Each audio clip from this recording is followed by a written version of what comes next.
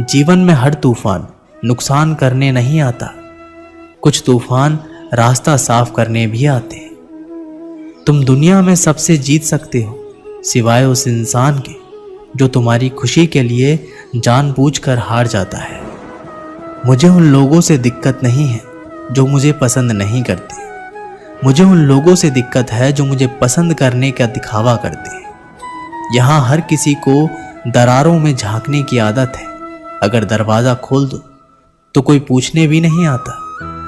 गलती पीठ की तरह होती है, औरों की तो दिखती है पर अपनी नहीं दिखती। जिसकी जैसी नियत हो वो वैसी कहानी रखता है। कोई परिंदों के लिए बंदूक तो कोई पानी रखता है। दुनिया में रहने की दो सबसे अच्छी जगह है, या तो किसी के दिल में रहो या किसी की दुआओं में रहो। जब भी मेरी पीठ पीछे कोई बात करता है तो मुझे खुशी होती है, कम से कम उनकी मेरे मुंह पर बोलने की औकात तो नहीं है।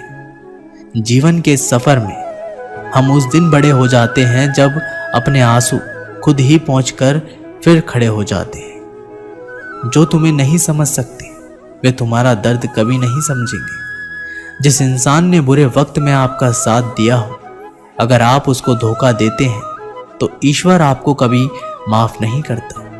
जरूरत से ज्यादा मिला उसको कहते हैं नसीब। सब कुछ है फिर भी रोता है उसको कहते हैं बदनसीब। और वो जो जिंदगी में थोड़ा कम पाकर भी हमेशा खुश रहता है उसको कहते हैं खुशनसीब।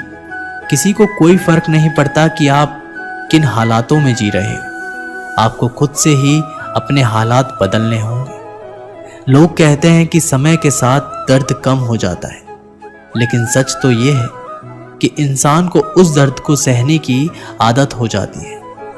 तुम बस अपने आप में मत हारना, फिर तुम्हें कोई भी नहीं हरा सकता। एक सच्चा प्यार करने वाला आपके प्यार से कभी भी ज्यादा आपकी इज्जत का ख्याल करता है। कुछ लोग धोखा देकर भी खुद को गलत नहीं मानते और कुछ लोग धोखा खाकर भी खुद को गलत ही मानते हैं। सबके शिकवे मिटाने का ठेका मत लो, क्योंकि वो तो कभी खत्म होने नहीं वाले। जिसमें गलत को गलत कहने की हिम्मत नहीं, वो खुद भी गलत है।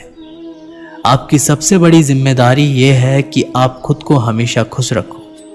थोड़ा झुकने से अगर रिश्ता टूटने से बचता है तो झुकना ही बेहतर है, क्योंकि अकड़ तो सब में होती है, लेकिन झुकता वही है जिसे रिश्ते की फिक्र होती है।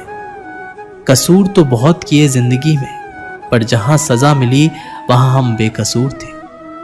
आजकल धोखा भी लोग बड़े धोखे से देते हैं। इधर प्यार जताते हैं और दिल कहीं और लगाते हैं। अगर आप वक्त की कदर करना सीख गए तो समझ लेना आपने जीवन की आधी मुश्किलों को समाप्त कर लिया। हार से मत घबराओ, क्योंकि जो सब कुछ हार जाता है उसके पास जीतने के अलावा कुछ बचता ही नहीं। जो प्रयास करना नहीं जानते उन्हें हर समस्या बड़ी लगती है। एक समय की बात है, एक राज्य में एक प्रतापी राजा राज्य करता था। एक दिन उसके दरबार में एक विदेशी अंगतुक आया और उसने राजा को एक सुंदर पत्थर उपहार स्वरूप प्रदान किया। राजा वे पत्थर देखकर बहुत प्रसन्न हो। उसने उस पत्थर से भगवान विष्णु की प्रतिमा का निर्माण कर उसे राज्य के मंदिर में स्थापित करने का निर्णय लिया और प्रतिमा निर्माण का कार्य राज्य के महामंत्री को सौंप दिया। महामंत्री गांव के सर्वश्रेष्ठ मूर्तिकार के पास गया और उसे वह पत्थर देते हुए बोला, महाराज, मंदिर में भगवान विष्णु की प्रतिमा स्थापित करना चाहते हैं। 7 दिवस के भीतर इस पत्थर से भगवान विष्णु की प्रतिमा तैयार कर राजमहल पहुंचा देना। इसके लिए तुम्हें 50 स्वर्ण मुद्राएं भी दी जाएगी। 50 स्वर्ण मुद्राओं की बात सुनकर मूर्तिकार खुश हो गए और महामंत्री के जाने के उपरांत प्रतिमा का निर्माण कार्य प्रारंभ करने के उद्देश्य से अपने औजार निकाल लिए। अपने औजार में से उसने एक हथौड़ा लिया और पत्थर तोड़ने के लिए उस पर हथौड़े से वार करने लगा, किंतु पत्थर जस से तस रहा। मूर्तिकार ने हथौड़े से कई बार पत्थर पर वार किए, किंतु पत्थर नहीं टूटा। 50 बार प्रयास करने के उपरांत मूर्तिकार ने अंतिम बार प्रयास करने के उद्देश्य से हथौड़ा उठाया, किंतु ये सोचकर हथौड़े पर प्रहार करने के पूर्व ही उसने हाथ खींच लिया कि जब 50 बार वार करने से पत्थर नहीं टूटा तो अब क्या टूटेगा। वह पत्थर लेकर वापस महामंत्री के पास गया और उसे यह कह वापस कराया कि इस पत्थर को तोड़ना नामुमकिन है, इसलिए इससे भगवान विष्णु की प्रतिमा नहीं बन सकती। महामंत्री को राजा का आदेश हर स्थिति में पूर्ण करना था, इसलिए उसने भगवान विष्णु की प्रतिमा निर्मित करने का कार्य गांव के एक साधारण से मूर्तिकार को सौंप दिया। पत्थर लेकर मूर्तिकार ने महामंत्री के सामने ही उस पत्थर पर हथौड़े से प्रहार किया और वह पत्थर एक बारी में ही टूट गया। पत्थर टूटने के बाद मूर्तिकार प्रतिमा बनाने में जुट गया। इधर महामंत्री सोचने लगा कि काश पहले मूर्तिकार ने एक अंतिम प्रयास और किया होता तो सफल हो गया होता और 50 स्वर्ण मुद्राओं का हकदार बनता। दोस्तों, इस कहानी से हमें ये सीख मिलती है कि हम भी अपने जीवन में ऐसी परिस्थितियों से दो चार होते रहते हैं। कई बार किसी कार्य को करने के पूर्व या किसी समस्या के सामने आने पर उसका निराकरण करने के पूर्व ही हमारा आत्मविश्वास डगमगाता जाता है और हम प्रयास किए बिना ही हार मान लेते हैं।